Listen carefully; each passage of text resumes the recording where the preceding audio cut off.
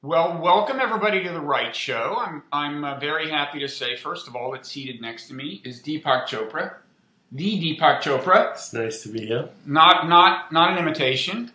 And joining us remotely, yes, I'm an authentic fake. You're an authentic fake. Well, there's no point in being any lesser form of fake. In the consciousness of the universe, he's The ego construct is not who we are. Anyway, go ahead. So the other voice that people who are just listening on podcast have heard is Michael Shermer, who's joining us remotely, who is a friend of Deepak's and sometimes critic, I think it's safe to say. And the three of us are going to discuss some pretty cosmic things, and I'm pretty sure we will argue about them as well. Physics, evolutionary biology, consciousness, the meaning of life, and all, I think, more or less loosely, probably in the context of this book of Deepak's that's coming out within a couple of weeks, You Are the Universe, Discovering Your Cosmic Self and Why It Matters. Now, just by way of introducing you to a little more thoroughly, Michael, I'm sure many of our viewers and listeners remember you were with us very recently. They may also know you as the founder and publisher of Skeptic magazine, author of The Moral Arc, so on. A very prominent figure in the skeptic and atheist community. Deepak, you probably come as close to anybody I've ever had on the show to needing no introduction. But I have a question for you about introductions and you. I would guess that if you ask Americans who Deepak Chopra is, a fair number of them would say New Age Guru. How do you feel about that label? I don't like it, but it has been imposed upon me, so what can I say? I like to remind people that the way guru is spelled is G-U-R-U. So the guru is you. Is your own inner being. You are your own guru. You are your own guru. Well, that puts a lot of pressure on me. I'm not sure I like that. I'd rather be able to turn to a guru. That's why I brought you here. So that I don't have to be my own guru. I hope not to disappoint you. Okay. Now, the way this transpired is that the three of us were talking on Twitter about a piece I had written for the New York Times on the possibility that evolution could have some purpose and still be evolution as we know it. It would be natural selection. It's just that it would have been set in motion for some purpose. And we started talking and decided to do this because it's relevant to all of our interests. Now, subsequently, since we set it up, I went back and listened to a debate that you two were involved in 2010 about the future of God, orchestrated by Dan Harris. On one side was Michael and Sam Harris. On the other side were you, Deepak, and Gene Houston. Before we get into the meat of all this, all the cosmic stuff, I want to ask you about something you said in that debate. It was at a point where I think Sam was accusing you of invoking scientific concepts too casually and not being sufficiently grounded in science. And he said, you're embarrassing yourself. And you said, if I were afraid of embarrassing myself, I would not be able to influence the people I'm influencing. And I'm just wondering what you meant by that. Well, one of the traits of self-actualized people, or wannabe self-actualized people... I'm in the latter category. Me too. Is that they're independent of both criticism and flattery. They're immune to criticism, but also to flattery, which means they don't take personal offense. They use criticism as a learning experience, use criticism as a way to get feedback, and also to question their own thinking. So Michael and I have been friends, adversaries, critics of each other for over 20 years. He published me on the cover of his magazine once as the ultimate fraud. Congratulations. But many have sought that title, but few were chosen. But see, I didn't go away. I persisted and stayed to the point where, Oscar Wilde once said, my worst critics can become my best friends. And so we are actually pretty good friends now. We still don't agree on everything, or mostly everything, but this expands the conversation, doesn't it? Well, maybe there's I've seen you do both, Deepak, where you both are immune to criticism and flattery, but also totally humanly subject to it, just like the rest of us. So, it would be pretty difficult to not, be harmed or hurt by, sharp critics. We all are. That's perfectly normal. But see, I think maybe after you've meditated or something, because that's what it would take for me. It would be a long stretch of meditation to not be affected by critical blogs or whatever. We all go crazy over these things. Yeah, but Michael, I said a wannabe self-actualized person. Yeah. It's something you strive for, obviously, that I've learned from immersing myself in your program, is that it's not a goal you get to, it's sort of a journey you're always on. Absolutely. Right? So have you immersed yourself in Deepak's program? Well, to a certain extent, the way this came about, a recent incarnation of friendship, was he was corresponding with my wife when she was pregnant, and she was asking, does the Chopra Center have anything like for pregnant women or whatever? And Deepak kindly offered to host us for a 3-day weekend down there. And also for me to kind of get my mind around, my mind into his worldview, because I've always critiqued it from the outside, just by reading whatever he writes and watching his videos or whatever.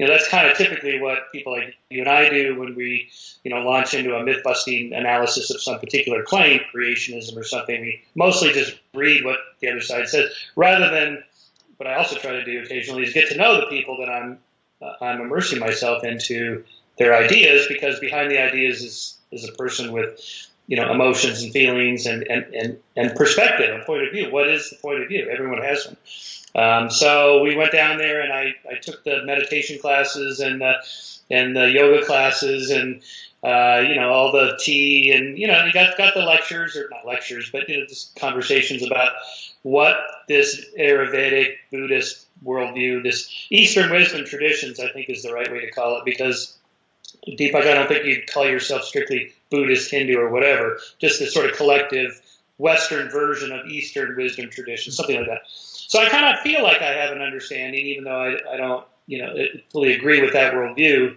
that consciousness is primary, for example, but that I understand where he's coming from. So when he says, there's this web page, the Wisdom of Deepak, or Wisdom of Chopra, I guess it's called, where you can't tell the difference between real Deepak tweets and fake Deepak tweets, because they're just sort of strung together words. But if you actually understand his worldview, you can tell the difference. You can see, oh, okay, I see what he means when he says the womb of creation, or you are the universe, or something like that. I kind of get it now. Okay.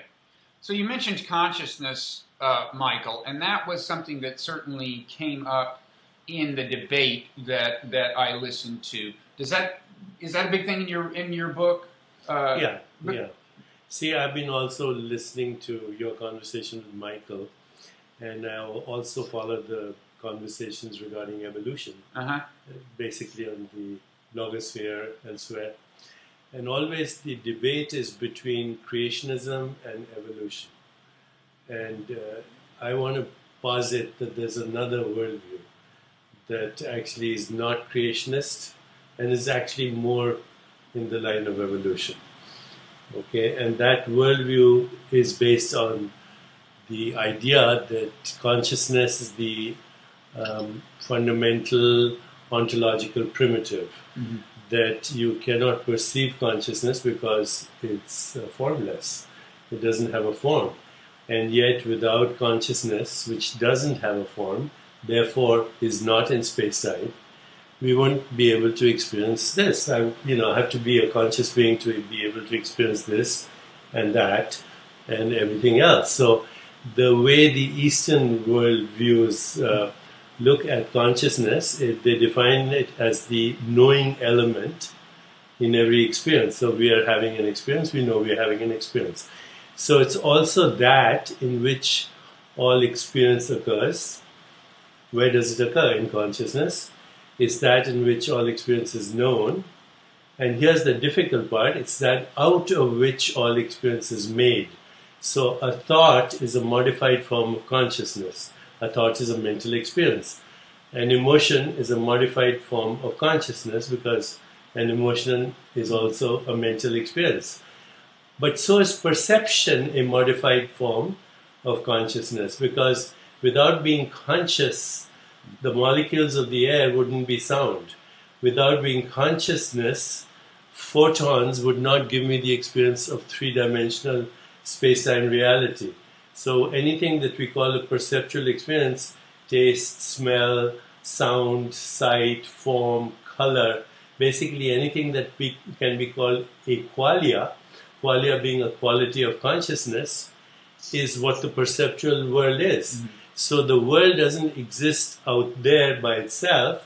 The world exists as an experience in consciousness, and in our case, a human experience in consciousness, because, say, an insect with 100 eyes would have a different experience of the world, or a bat would have a different experience of the world as it echolocates, or chameleons whose eyeballs swivel on two different axes would have a different experience of the world. I can't even remotely imagine what that experience is. So what's the world really like? And the answer from this Eastern perspective is there's no such thing. The world, the experience of the world depends on who's looking, the kind of nervous system they're using. We know the nervous system has something to do with it, although we cannot establish how the nervous system actually creates the experience. We know the correlates, but the world, there's no such thing as a picture of the world. There's only ways of looking at it through species of consciousness. And what we call ourselves, humans, we are a particular species of consciousness. And what we call evolution is actually the evolution of consciousness. And does it have a purpose? Yes, it has a purpose. Endless creativity, spontaneous creativity. Okay, there's a lot there. Now, for starters, I mean, a lot of it, what you said seems not that hard for me to accept. I mean, first of all, there is this thing called subjective experience, and I don't think we entirely understand it. But all the things you said are manifestations of it: perception, hearing, sound, thought, and so on. And I agree that its relationship to physical. Well, my view is its relationship to what we call physical reality is not entirely clear, because if you assume that it is just an epiphenomenon, Michael, we've talked. If you assume that it's just an epiphenomenon, which is an appealing model, right? That it just kind of has the relationship to the physical workings of our brain that steam has to a steam engine. But if that's all it is, then the question arises: well, what is it for? What does it do? And so on. So, so I agree. It's certainly perplexing. And in fact, I should say that of all the things that came up in the debate moderated by Dan Harris, Michael, you and Sam both did a lot of accusing Deepak of being facile in various ways. Woo-woo was a word that was used. Pseudoscientists. Often in relation to concepts of physics, your use of concepts like non-locality, which we can get into later. But I will say that when he started talking about consciousness and the idea that consciousness is in a sense more fundamental than what we call the physical world, I had to say, well, reputable philosophers, more in the East than in the West, but including some in the West, have opined as much. I don't know how you'd go around convincing me of it, but I do think that the relationship of consciousness and the physical world is sufficiently weird and mysterious that it's like, well, I guess I can kind of half imagine that what I had been thinking of as fundamental, the physical machine, is not the more fun. I don't know, but Michael, is that? Yeah. I'm curious. Did that part bother you so much? Well, I've thought about this more since then, and in my next book, Heavens on Earth, I have a chapter on Deepak, on the Eastern wisdom traditions, but focused on Deepak's train of thought here. And there I make a distinction between weak consciousness principle and strong consciousness principle. So, and these correspond to the weak entropic principle and the strong entropic principle, which, as you recall, is for your listeners, is that with the weak entropic principle, that the universe has to be the way it is, with the laws of gravity and electromagnetism and so on, or there'd be no atoms and we wouldn't be here to study the universe. Okay, that's kind of obviously true. And I would say that's true with the weak consciousness principle. Everything Deepak just said is true. If we define sound as air vibrating, landing on an ear, and perceived by a brain somehow, then if there's no brains, then there's no sound. That's kind of true by definition. For you personally, and for me personally, when we're gone, there is no universe. The universe doesn't exist without my brain to perceive it. For me, but that's kind of true by definition. I think the strong consciousness principle, which I think is what Deepak is advocating, is along the lines of the strong anthropic principle that the universe had to be this way so we could be here in the anthropic principle. And I think, Deepak, correct me if I'm wrong, but what you're saying is that we bring the universe about by our conscious awareness of it, or something like that. That it's not just the weak version of it. That there's something more. Yeah. So actually, what I'm saying is way beyond the strong anthropic principle. What I'm saying is that matter, what we call matter, or the physical world, that's a human construct for an experience of hardness, solidity, etc. So it's a perceptual experience. You cannot separate a so-called physical object from the experience of it, or for the perception of it. So matter, atoms, molecules, galaxies, the human body, even the mind, are actually human constructs around fundamental experience and consciousness. And that is all that consciousness is a self-interacting possibility field, which is formless. And there's no problem with that right now.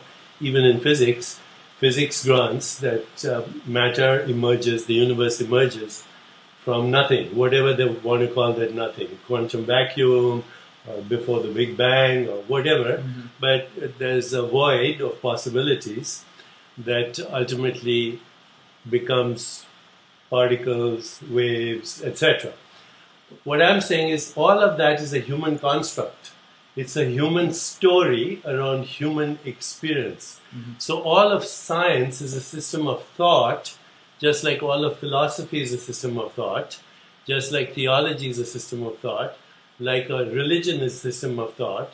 These are systems of thought which never ask themselves the question, what gives rise to thought? Because if you didn't have thought, you wouldn't have rationality, you wouldn't have the concept of laws of nature. And what I'm saying is, since thought is a modification of consciousness, that the universe comes into existence as an experience of sensations, images, feelings, thoughts, and sense perceptions, then as human beings, we label that as body, mind, and universe. And actually, all that's happening is that consciousness is constantly evolving as what we call the physical universe and species, biological species. Mm-hmm. But that's a human story, and it's a good story because once you do science, which is based on subject-object split, first of all, mm-hmm. so it's artificial. According to science, I'm the scientist and there's the universe. But I'm also an activity of the universe, right? So it's based on an artificial split, but yet it's very successful. We have this technology. We are speaking to Michael, who's in Los Angeles. I took a jet plane to get from San Diego to New York. So this model that we call science is the most successful story we've had for explaining reality. But it's not reality. It's a model of reality. And the model is structured. The consciousness, the construct has to be structured somewhere. Where does it have to be structured? Yeah, I mean, there wouldn't be a concept of evolution if we weren't around, but that's not to say there couldn't be evolution if we weren't around. And I would say, You created that story. Well, we created the story. No one would be telling the story if humans hadn't evolved, but that's separate from the question of whether this thing would have transpired. Now, I would say that when you talk about evolution as a kind of an evolution of consciousness, I agree that consciousness has tended to grow in richness on balance as evolution has proceeded. It's just that I tend to conceive the driving thing as the mechanics of it, what we think of as the physical mechanics of it, and consciousness being growing as a byproduct, which, by the way, I think is a pretty cool thing in itself. I mean, and this is in a way what I keep trying to get at when I write about the possibility of evolution have a purpose. Is like, even if you, like me, are, just a Darwinian in terms of how you think natural selection proceeds, well, it's a pretty amazing fact, you can imagine evolution. In fact, it's easier to imagine evolution proceeding without entailing subjective experience, just a bunch of machines evolving. And yet, the way it is in this universe is it entails the evolution of consciousness. To me, that's almost amazing enough to be like a spiritual truth. So let Michael respond and then Yeah. I'll respond. Michael, what do you Yeah, have? okay, so let's take an analogy. Here's a coffee mug, and this makes an image on my brain, both tactilely and visually. And now if a bat flies in here, it's going to do an echolocation and it'll go around it. Now the image in the bat's brain is probably very radically different than the image in my brain. But that's not to say that, so in a way what you're saying is these are two completely different realities because we have different sensory apparatus. Absolutely, that's true.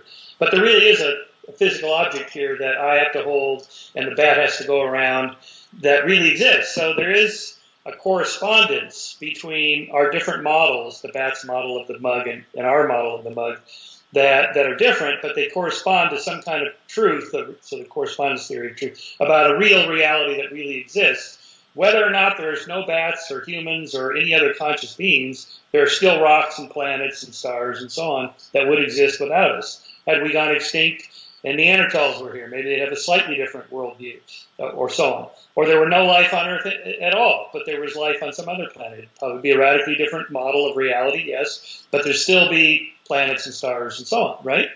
So it's very well said, what Michael said.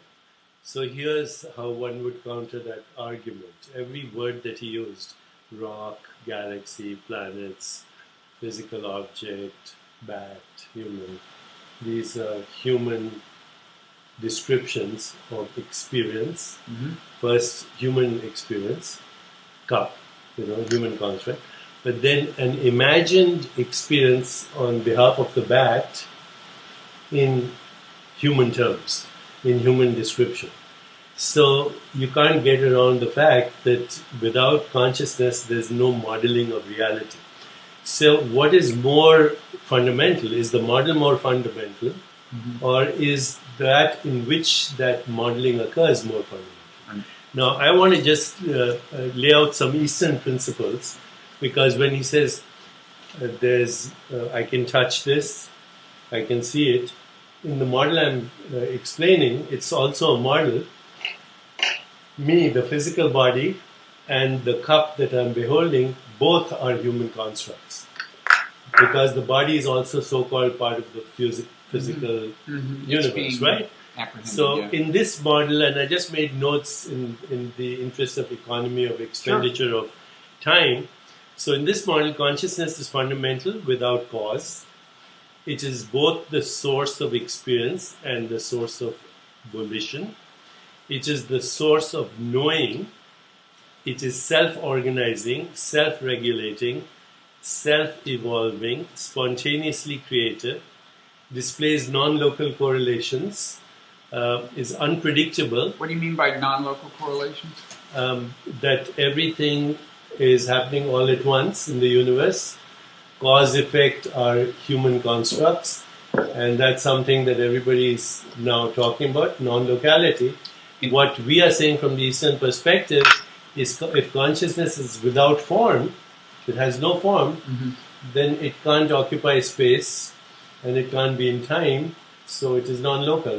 Non-local is simply a word which says location in space-time. So in our paradigm, consciousness is non-local, correlates all the activity in the universe all at once. Mhm. The correlation is unmediated. There's no medium of exchange. It's unmitigated.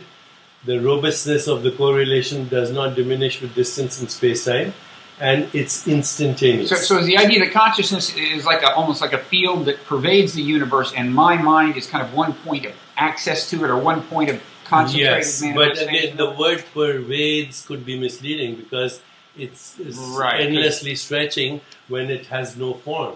Okay. Okay, which is being spaceless and timeless. And so you would like to tie this into the physics principle of non-locality, That's the why I so-called wrote this entanglement. book with a And that's physicist. okay.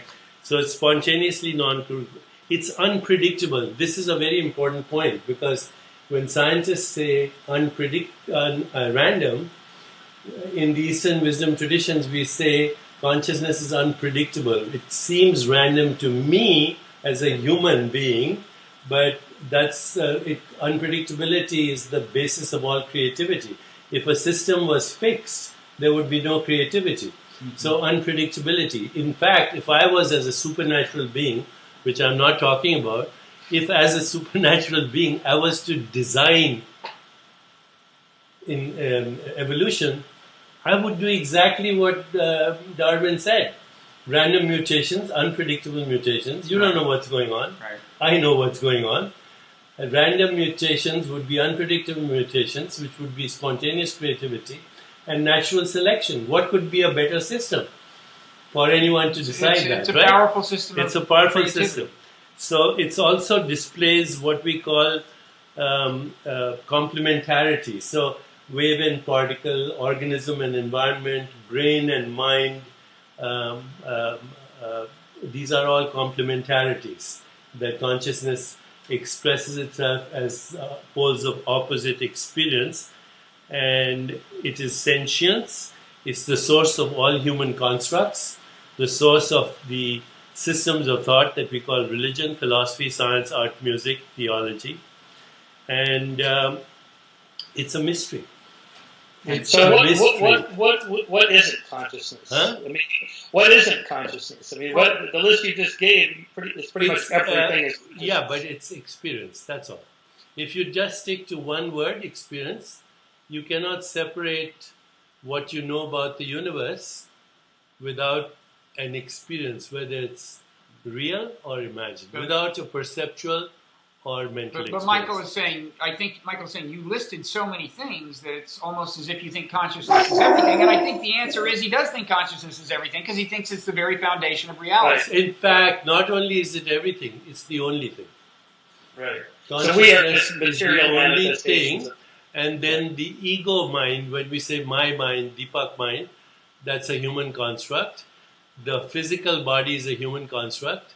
The physical universe is a human construct, and God, as we usually use the term, is a human construct. So what would Humans created- falsify this theory that everything is consciousness? No, there is only consciousness. Yeah, but he's saying, is it subject to scientific testing in the way of it? What would falsify it? How would we know if you were wrong? Now, I would say, in defense of Deepak, Descartes said some kind of related thing. What Descartes said was that for all we know, our conscious experience is all there is. He didn't assert that that's all there is, but he admitted that you could doubt things sufficiently to come to the conclusion that all you know for sure is that your consciousness exists. So Descartes at least considered this a possibility. What I think Michael and I want to know is, why do you think it's more than a possibility? Why are you confident that it's true? Okay, first of all, I would revise Descartes. The Eastern mystical traditions would revise Descartes, because Descartes said, I think, therefore I am. And the Eastern mystical tradition would say, no, I am, therefore I think.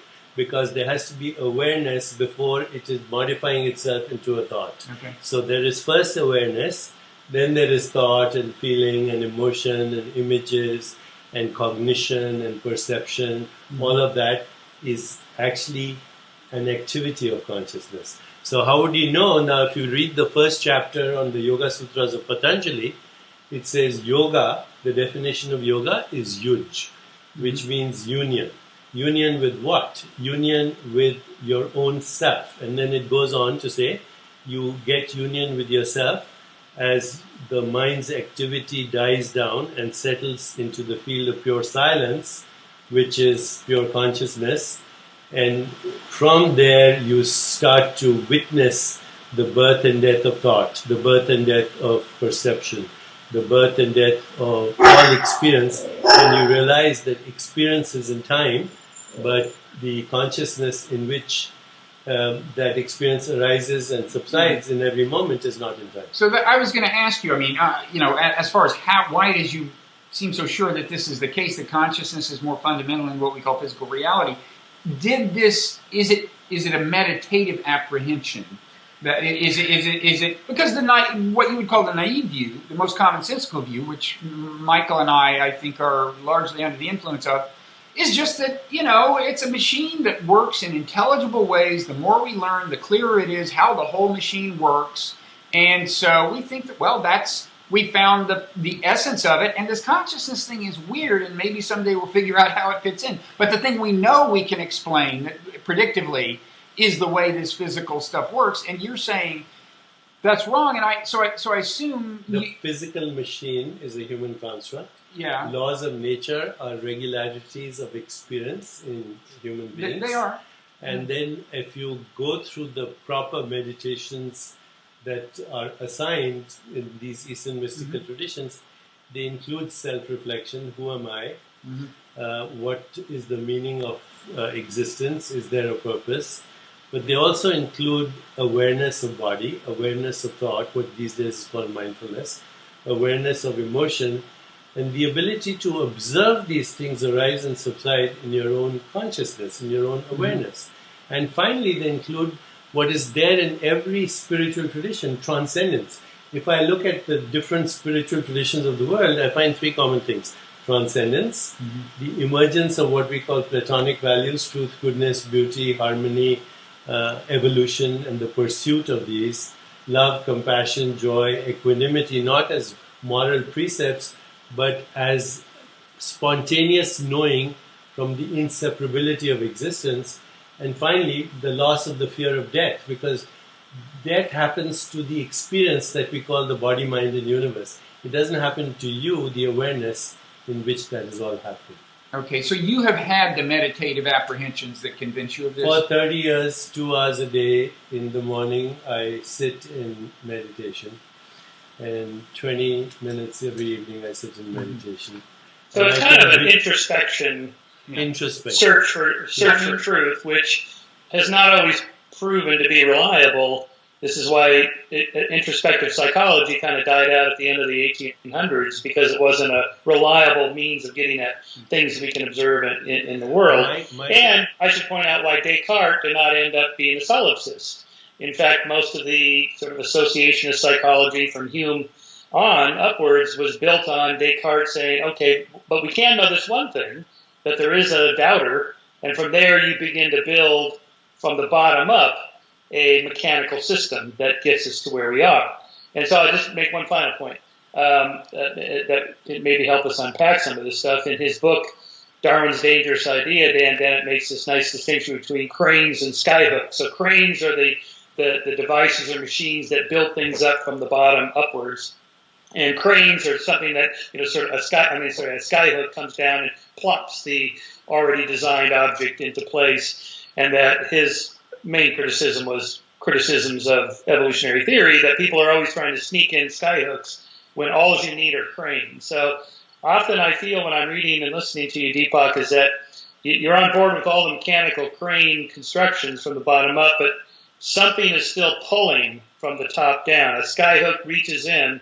In your case, it's not creationism, however, it's consciousness. Consciousness is sort of pulling the whole thing upward and providing the scaffolding for all the complexity, including our own consciousness. Yes, science is an activity in consciousness. Theories are conceived in consciousness. Experiments are designed in consciousness. And observations are made in consciousness.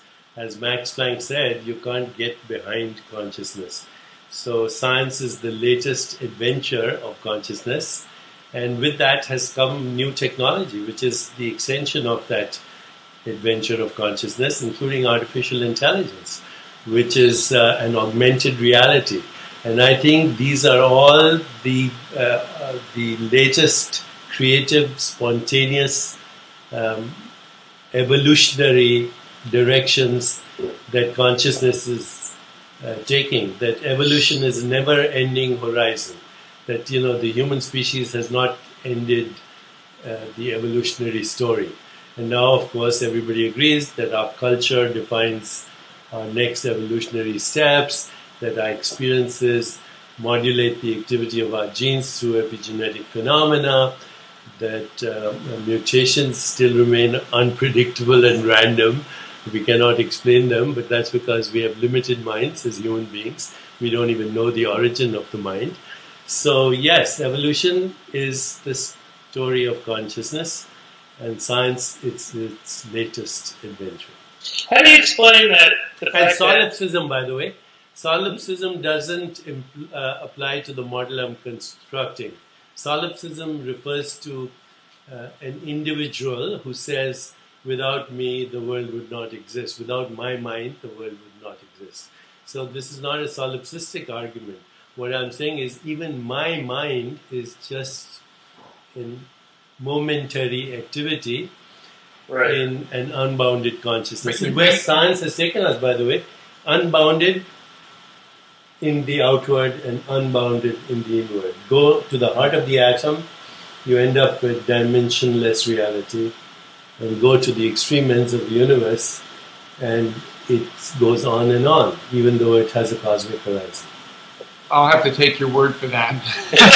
Or you can just say, this woo! is part of the problem that we have with, Deepak leans a lot on quantum physics, which most of us are, completely inept at understanding. I wrote with the quantum physicist. But this is why in that ABC debate with Dan Harris moderating, Leonard Mlodinow was in the audience, and he and Deepak ended up collaborating on a book called The War of the Worldviews, in which Leonard points out that when Deepak quotes physicists like Max Planck, you can't get behind consciousness, and Deepak has half a dozen other quantum physics pioneers and so forth, leading thinkers today, that he quotes in his book, You Are the Universe, but Leonard's quick to point out, but not all quantum physicists agree with what he's talking about. They take a completely different interpretation. Instead of the Copenhagen interpretation of quantum physics, they take one of the other ones. There's a dozen different interpretations of quantum physics. Only one fits this Eastern wisdom traditions. The other ones, they don't agree with that, and we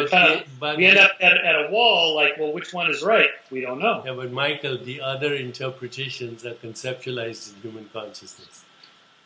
Yeah. Right? Okay, I don't know what that means. Say that again. But by the very fact that they're called interpretations. Well, but see, okay, they are conceptualized. Again, if everything where is else an would a concept arise? Well, right, but you are identifying with one of these interpretations and arguing that it's truer than the rest. And there is to get specific about a specific thing in physics. By the way, I wrote this book with a quantum physicist who's also an astrophysicist and cosmologist. Manas. Yeah, I'm trained at MIT and good friend of Leonard and Michael. Yeah, he's a chat, and I know him. He's a good guy, and he's a sharp guy. But Leonard's point is that it's not that he's the right one and the rest are wrong. We don't know which is the right interpretation. But the pioneers, Michael, Max Planck, Schrödinger, Wolfgang Pauli, Bohm, you name it, what's his name, even Einstein, were all magnificent thinkers. Einstein actually... And they didn't say, shut up and calculate. They wondered about the big questions of existence. Einstein thought that quantum physics was so weird, it couldn't be true. I mean, he didn't believe non-locality could be true, and it turns out it's true. So I think we have to grant you that something weird is going on with quantum physics if it was too weird for the founder of the theory of relativity to accept. By the way, accept. Although there are 20 theories plus interpretations of quantum physics, the two most popular amongst physicists until recently was the Copenhagen, but now it's something called multi-worlds or infinite universes, which is even weirder. Now I will say, I think on this one issue that I think is pretty critical to what you're talking about, which is the issue of measurement bringing into reality, so to speak, quantum entities, kind of, this idea that at the quantum level things exist only as a kind of probability curve until you measure them, and then they kind of take definite shape and become, and at that point, okay, the electron is here and so on. On that specific point, I think it's true that there have been physicists who said it's actually the conscious being overseeing the measurement who brings the thing into reality. But I do think that these days those physicists are in a distinct minority, and the more common view, which I don't understand either, but the more common view is that somehow the macroscopic physical measuring device brings a system into finite existence, definite existence. But I mean, again, you can find serious physicists who have had interpretation, that specific interpretation that many people find counterintuitive, which is that consciousness brings us. Let's go beyond that simple the measurement problem, which is still a controversy. But I think every physicist and non-physicists like us would have heard of what is called wave-particle duality, which means that the wave and particle are two different aspects of whatever that same entity is. A particle has units of mass and energy. It has a location in space-time. Everybody agrees that. A wave is just a field of possibilities, a probability amplitude. And if you asked, and I've asked Maynard, I've asked Leonard, where do these waves exist? And they'll say, well, they exist in Hilbert space. You say, what is Hilbert space? It's a mathematical infinite space. So I asked Leonard the other day, I said, so you mean it's in mathematical imagination? He said, more or less, all theoretical physics is in mathematical imagination. And so I asked the question, where is mathematical imagination if not in consciousness? So, I'm not saying this out of wanting to be right. I'm just saying there's a whole world out there that is totally wedded to this understanding of themselves, because the phrase in the Vedanta is that the self of the individual is the self of the universe. The self of the individual. So you're not a body-mind universe experience, you're that in which that is happening.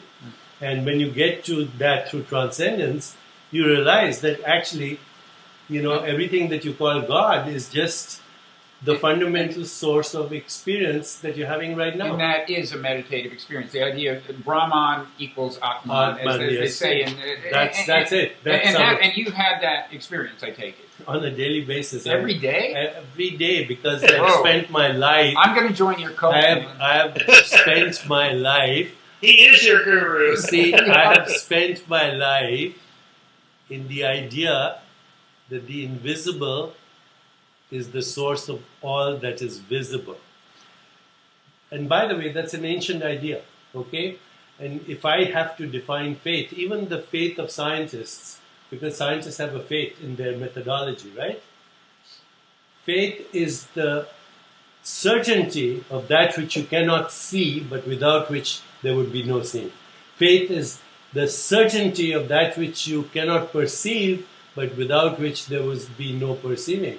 And that is, for lack of a better word, I don't know what word to use, awareness. Without awareness, there's no experience. And nobody has found a scientific way to actually describe how awareness came about. It is because a challenge. They always think of awareness in terms of the human brain. Well, but, my dog is aware. But the plant is aware. The simplest animals are, cells, bacteria are aware of their environment. That's right. Well, we assume, you never know for sure that anything other than you is aware, but we assume that dogs, I assume my dog is... If awareness can be described as responding to a stimulus, then insects are aware, plants are aware, and Freeman Dyson... Well, right, but that's not all you mean by aware. You don't just mean that the machine reacts. You mean that there is a subjective side to the reaction. I'm saying that awareness is the common ground of all experience, and there are innumerable perceptions or modes of perception, but they all come from a common ground of awareness. Again, the language. You interchangeably use these words, awareness and consciousness, and everyone has an idea of what they mean by that. But I'm defining it very precisely. I'm using awareness and consciousness synonymously as the knowing element in every experience, as that in which experience occurs. Experience is known, and without which there is no possibility of experience. Can we talk a little more about non-locality? So that is this idea of, which is pretty darn weird, of entanglement, and the shorthand way of saying it is that if two particles are, at one, they have a local interaction first, and then they fly apart, and once they've flown apart, no matter how far away they are, it seems to be possible in principle that in a certain sense one particle can influence the other instantaneously at the same moment, and this is, I think, one reason Einstein wouldn't accept this. He considered this a reductio ad absurdum of quantum physics, is because I think that seemed to him like something moving faster than the speed of light, although you could argue it's not really something moving. In a certain sense, influence moves faster than the speed of light, yes, but it's not something moving. And anyway, it's super weird. And and Deepak, you put a lot of emphasis on it. You mentioned it repeatedly in the debate that I alluded to earlier with Michael and Sam. And you just mentioned it in the context of consciousness. I mean, so why is it so important to you? Because I think one reason people are like Michael, are skeptical of its loose application is that people will think, oh, it means that I can communicate telepathically with, my cousin on the other side of the globe or whatever.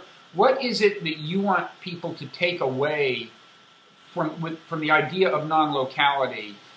Okay, so experience is always local. I'm having an experience with you, and it's a local experience. It's happening in space and time. Even experience with Michael is happening locally, right? Mm-hmm. There's some energy or information that's being transmitted through cyberspace. So perceptual experience is always local. But what the new science is suggesting is that there's a fundamental level of existence. Again, I'm using a word, existence. There's a fundamental level of reality where these distances in space-time are actually illusory. It's one wholeness of field. David Bohm, when he first showed a good illustration of non-locality, he showed a fish in a tank. So the tank's head moves and you're watching from this side. You see the head moving, but you also see every time the head moves, there's something called the tail moving, and you don't realize it's all one thing. You think that there's some correlation. So I never used the word non-local communication. I said correlation, right, which means the states correspond to each other because they are part of a single wholeness of behavior in the unmanifest level, which is non-perceptual level or dimension of existence. Now, we cannot imagine that. The reason we can't imagine is all our experiences are in space-time. Just like we can't imagine the 11 dimensions of string theory or the multiverses of chaotic inflation. Our imagination reels with bewilderment because our imagination comes from experience in space-time. But I think, actually I'm having a conversation tomorrow with an editor of Scientific American who's written a book called Spooky Action at a Distance. You can come. Einstein's yeah. But what they're saying is, it's not a message going from here to there. It's the simultaneous appearance of correlated behavior. Right. That's why it's unmediated. It's unmitigated. It's instantaneous. And in fact, it cannot be harnessed in principle for the purpose of communicating instantaneously. It can only be harnessed for cryptography. Yeah, and even that would not involve instantaneous communication per se. So here we're talking about things that happen. Sorry. Well, I'm going to say we're talking about things that happen at a quantum level versus at a macro level. Micro, macro. Sometimes they correspond, sometimes they don't.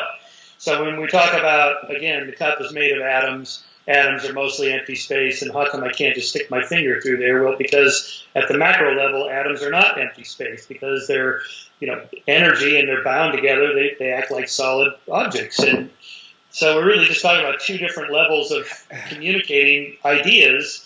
And as spooky as quantum physics events are, do they really have application to you and I talking or interacting? They have application right now in what is called quantum computing, and they will have application, but not for communication of messages. Right. For deciphering cryptographic messages. But here's, I think, Deepak, is where skeptics get nervous about your language. When you say, that atoms are infinite possibilities, and you and I have infinite possibilities, and you can be anything you want to be, and therefore, life is wonderful, and you can live as long as you want and be as healthy and smart as you. All of a sudden, you're sounding like the guru thing we were kind of but Michael, earlier. When I say you, I don't mean Michael Shermer, because that's just another construct. When I say me, I don't mean Deepak Chopra. I understand, but most people don't understand that distinction. When I say and like he wrote a book called Ageless Body, Ageless Mind. No, it was the title kind of makes it seem like you're saying again, can live if forever. you were familiar with Eastern wisdom philosophies, the ageless body is the body of the universe, and the timeless mind is fundamental consciousness. And if you had read the book, you would have seen that. Well, I understand what you mean. But the average reader is thinking, is Deepak really saying that if I just think it and will it, I can live, I cannot age? By the way, Michael, all the critics are people who have never read my books thoroughly. You've had that experience too. It's all the critics are the ones who have never. With me, it's the only. And he mentioned this Wisdom of Chopra site, which is the most quoted thing. There's like a couple of hundred people on that site, and they're all skeptics, and they're trying to copy my tweets, which are 3.2 million people going to those tweets. Now, I have to say that this kind of criticism actually draws a lot of attention, and I'm grateful for I want somebody to start a Wisdom of Bob site. Yeah. I mean, just as long as they spell my name right, and I do think they should be able to handle Bob, all publicity is good publicity. So, Michael, let me ask you,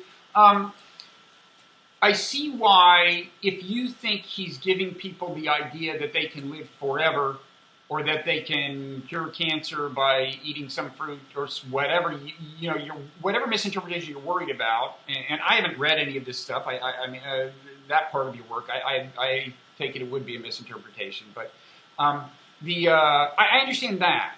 But when he talks about non-locality in some way that somehow makes people inspired, and I'm still not entirely clear on exactly what the source of how you want to define it. By the way, Michael is familiar with this. Recently, we've had publications that show that if you go to a meditation retreat or a vacation where you're not partying in the usual sense, but having rejuvenation, then your genes get upregulated in the direction of homeostasis, and the genes that are responsible for inflammation get down-regulated. So in the last 30 years, I've stuck it out. I wrote a book called Quantum Healing, which was, even though it got a good short review in the New England Journal of Medicine, it was vilified. But it was accepted by the general population that read it. 35 years later, I reissued it with all the scientific backing. And, I use quantum as a metaphor because, in fact, all of science is a metaphor. Quantum is a metaphor. It's nothing more than that. Atoms are metaphors. Particles are metaphors for qualities of experience. These metaphors were created by human beings that we call scientists. And they're very useful metaphors because fundamental reality cannot be imagined. You have to, in some way, express it as a metaphor. Okay, but don't you think you should always be clear when you're using something as a metaphor? Because when most people hear the word atom, they think you mean a real atom. There's no such thing as a real atom. There's no such thing as a real atom. Well, we're back to the beginning. Somebody had an experience, mental, theoretical. Even Einstein's theories were all in his imagination before. He formulated them in mathematics. And then later, which were validated by scientific observation. Before you label something an atom or a quark, these are names given by people, and a lot of them names given by people to people. Higgs boson. Okay, but Deepak, when you say that meditation affects your genes, you mean real genes that really exist, not just metaphors. No, right? I mean genes are metaphors for qualities that create the biological experience. Now, of course, I know that's very difficult for somebody who's not very well versed in my domain. If you really want to get to familiarity with this kind of language, you should come to conferences like Science and Non-Duality or Science of Consciousness. There are many conferences where people do speak this language. And all I have to say is the skeptics need to be a little more skeptical. They need to be radical skeptics. They need to question the existence of that which we call matter, because no science has ever proved the existence of a substance called matter. Matter is an activity in something that is non-material, whatever that something is. Well, I do think matter has turned out to be a more elusive concept than we might have thought 2,000 years ago. It's true that, I mean, you bore down deeper and deeper, and ultimately it's almost like a mathematical relationship. But especially when you get to quantum level, and as you said, if you say, well, where is this electron? And actually at the moment, it's nowhere until you measure it and so on. And so I acknowledge that it gets pretty weird. I do think you should be, when you use words like genes, you should certainly assume that most people are going to think you're talking about actual genes. I wrote a book called Super Gene with a Harvard neurogeneticist. He's the head of the genetics lab at Mass General Hospital. So you can use genes, these words, genes. If you want to accept the scientific framework, then they're real, because science is based on these so you're metaphors. saying that these claims, certain of these claims do hold up in the sense that people take them to hold up. Yeah, So in that book, they Super work Genes, as the model. These are actual claims. That book is written with scientists in mind. Okay. There are books that are written with philosophers in mind. I mean, the fact is the two basic fundamentals of philosophy are ontology, which is what is the nature of being, and epistemology, how do we know what we know? And the fact is, those are still open questions. But Michael, the question I was going to ask you is, maybe this is more a question for Sam Harris, because I think he gets more hung up on this than you do, but what's it to you why do you mind if Deepak uses a term like non-locality in a way that somebody finds somehow inspiring, makes them feel more at home in the universe, doesn't give them any false ideas about what is physically possible in their life, but is somehow inspirational? And I kind of take it, that's almost the way that's meant. I mean, I haven't heard you make any claims involving non-locality about things I can do that I might not have thought I could do previously. I can experience myself without boundaries in meditation, when I transcend thought. And that gives me an experience of being everywhere all at once and nowhere in particular. Again, metaphor for non-locality. Well, the answer to your question, Bob, is I don't. I mean, when you actually go to the Chopra Center, there's nothing weird going on. You take yoga classes, you exercise, you eat great. You learn a lot, and it's at this beautiful resort in Carlsbad. What's the harm? None. How could it be bad? And as Deepak's study showed, it's even better than just vacationing there. Okay, and I can fully understand models that would explain how that could happen. You have certain thoughts while you're meditating, or non-thoughts, or whatever they are, and that affects your hormone distribution. It reduces stress hormones, and that has effects on your genome and so on. All that seems perfectly reasonable. What makes skeptics nervous is the stuff that you mentioned, that, well, if I use this metaphorically, but somebody means, you mean I can live forever, or if I take this potion, I'll reduce, reverse aging or whatever.